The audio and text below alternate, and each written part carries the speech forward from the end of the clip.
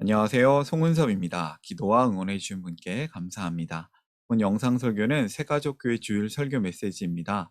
교회 성도님들과 신앙생활의 새가족을 위한 쉬운 메시지를 전합니다.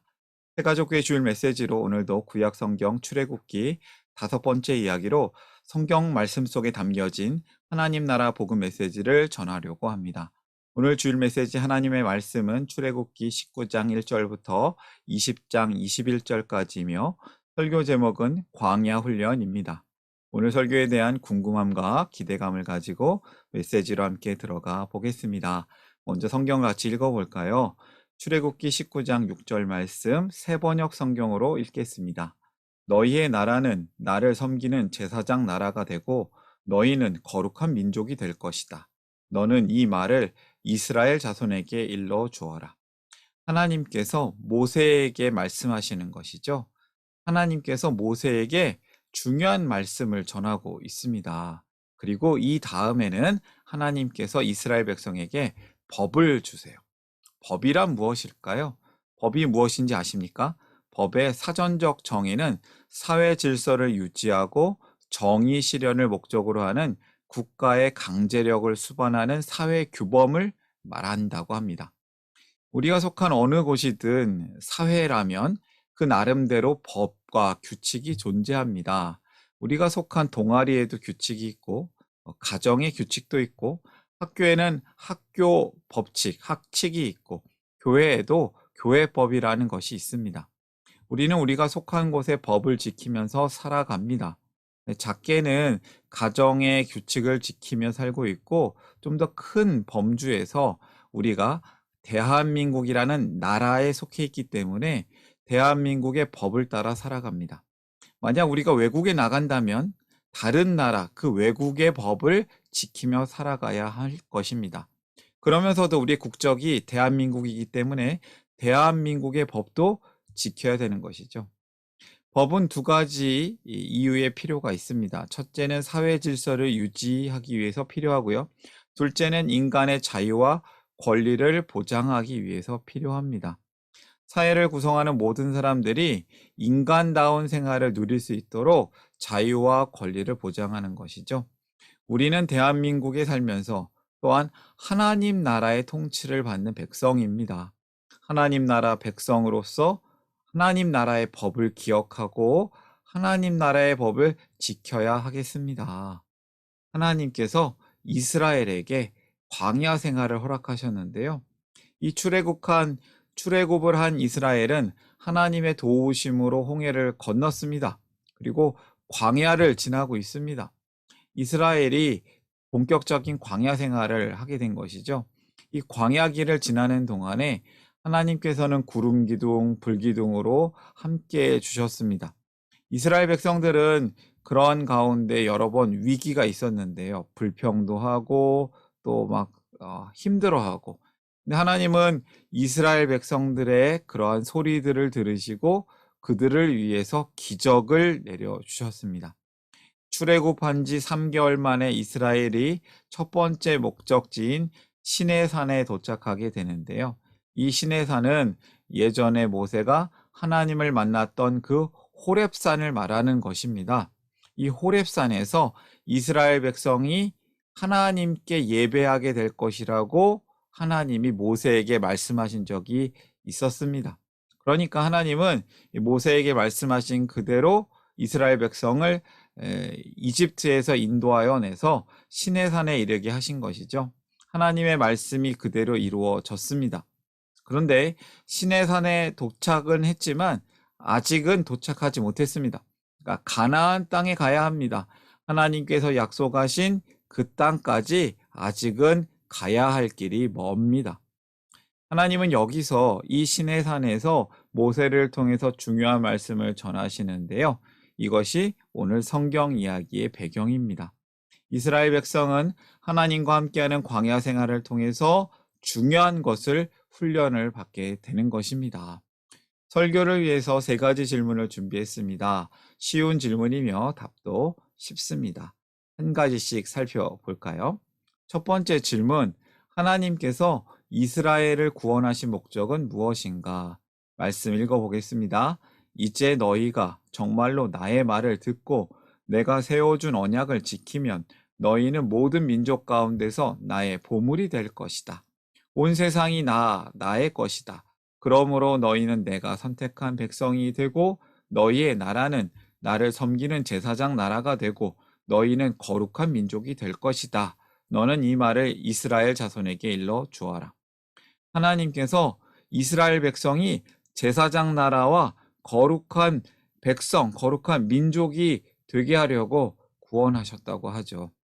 이것이 하나님께서 이스라엘을 구원한 목적입니다. 하나님이 창조하신 세상은 다 하나님께 속한 것입니다. 하나님은 바로 그 세상을 축복하기 위해서 이스라엘을 택하시고 구원하신 것입니다. 그래서 이스라엘은 하나님의 보물이 되었습니다. 하나님의 백성으로 삼으셨다고 말씀하십니다. 이것이 이스라엘이 앞으로 해야 될 사명인 것이죠. 다시 말하면 하나님이 이스라엘을 구원하신 목적은 그들을 하나님의 백성으로 삼아서 그들을 통해 세상이 하나님을 알게 하시기 위해서. 그래서 이집트에서 나왔다고 끝이 아니라 이제 시작인 것입니다. 하나님께서 말씀하신 제사장 나라, 거룩한 백성, 거룩한 민족은 무슨 의미일까요? 먼저 제사장은 다른 백성들을 대표해서 하나님께 제사를 드립니다. 또 하나님과 백성이 제사, 예배를 잘 지낼 수 있도록 연결해 주는 사람입니다.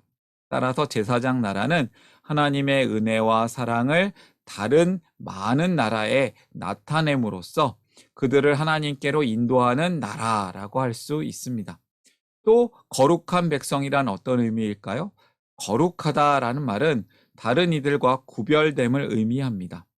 세상 다른 민족과는 달리 하나님만 섬기고 하나님만 예배하는 백성이라고 말할 수 있습니다.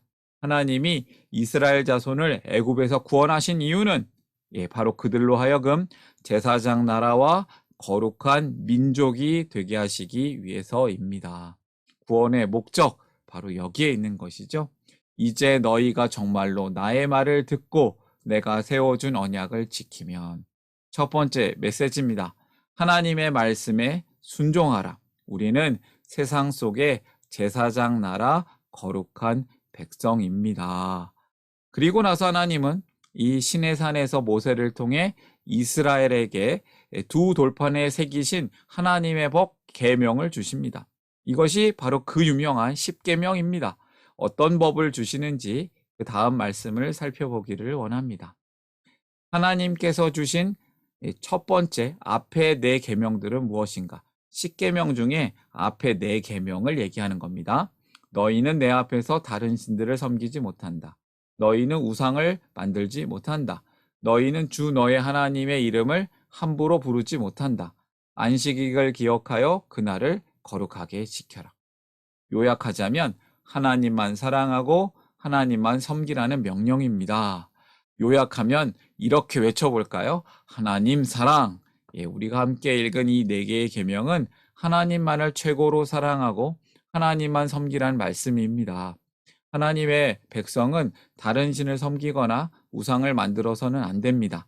오직 하나님만 사랑하고 하나님만 섬기며 하나님만 예배해야 합니다. 이 네 개의 계명에서 강조하는 것은 바로 하나님이시죠.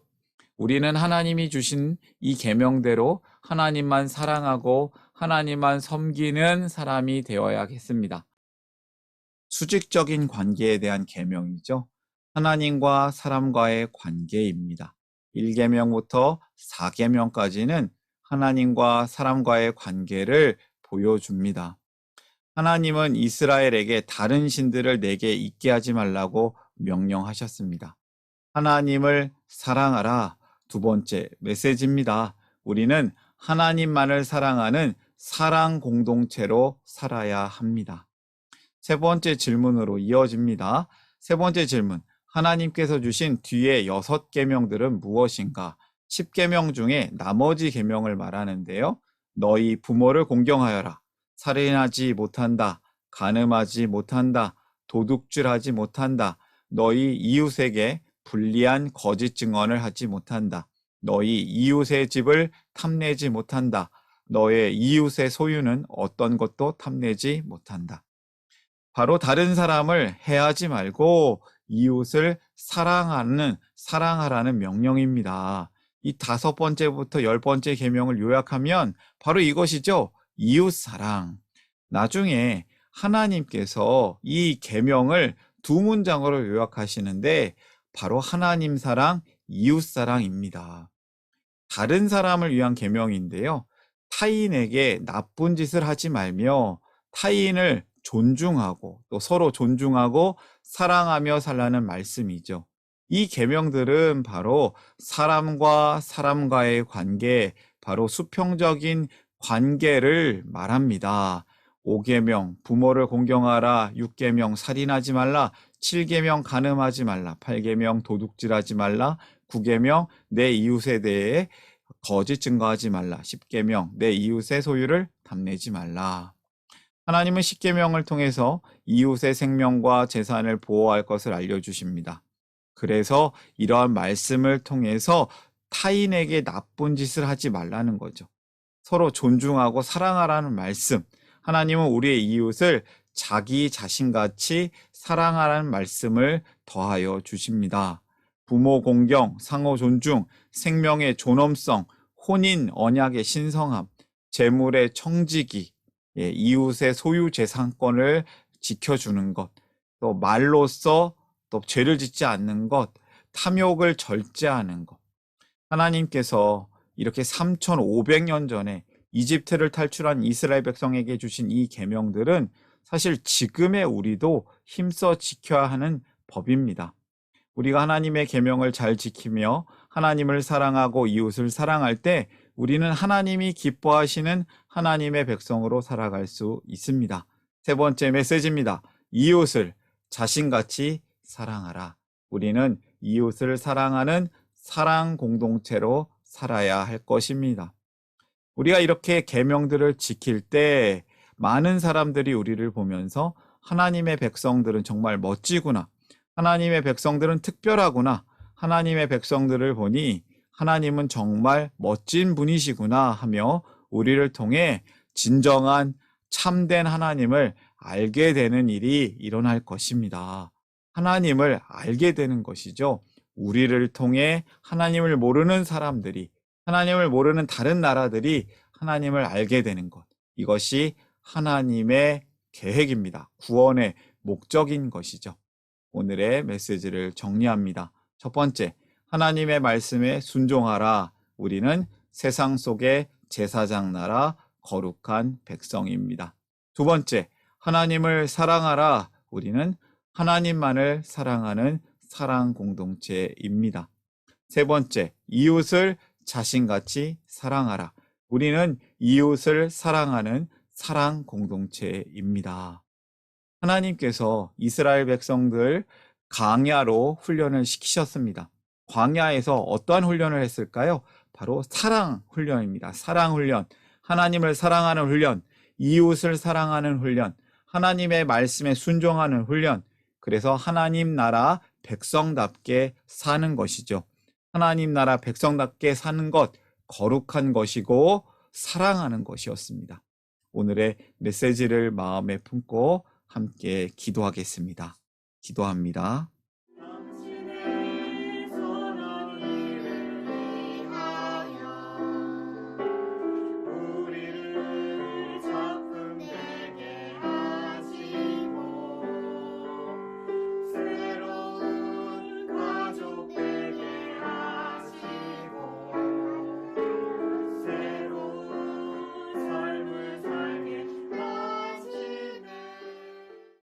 사랑의 하나님 아버지, 죄의 종이 되었던 우리를 하나님 나라의 자유인으로, 하나님의 백성으로 불러주시니 감사합니다. 하나님의 말씀에 온전히 순종하기를 원합니다. 우리가 하나님을 사랑하고 이웃을 내 몸과 같이 더욱 사랑하기를 원합니다. 우리가 하나님 말씀에 순종하는 매일 매 순간의 이 훈련 가운데 하나님 나라의 거룩한 백성답게 더욱 살아내기를 기도합니다. 감사하며 예수님의 이름으로 기도합니다. 아멘.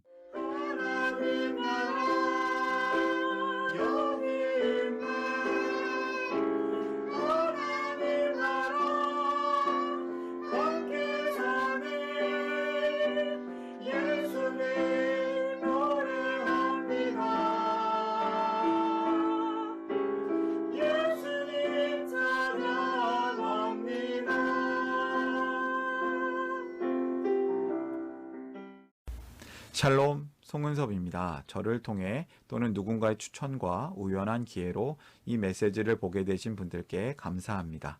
모든 성도님들은 하나님 나라의 새가족이십니다. 교회를 처음 나오신 분들만 새가족이 아니라 우리 모두가 새가족입니다. 왜냐하면 우리가 하나님 나라에서 새로운 관계가 된 새로운 가족 공동체이기 때문입니다. 본 설교는 새가족교회 공동체 새가족과 후원자를 위한 메시지이며 기독교를 잠시 떠났거나 새롭게 시작하시는 분들을 위한 쉬운 메시지이기도 합니다. 혹시 새가족교회의 가족, 새가족 또는 후원자가 되기를 원하시는 분들은 이메일로 카카오톡 아이디로 연락을 주시면 감사하겠습니다. 오늘의 메시지 하나님의 은혜가 넘치시기를 바랍니다. 사랑합니다. 축복합니다.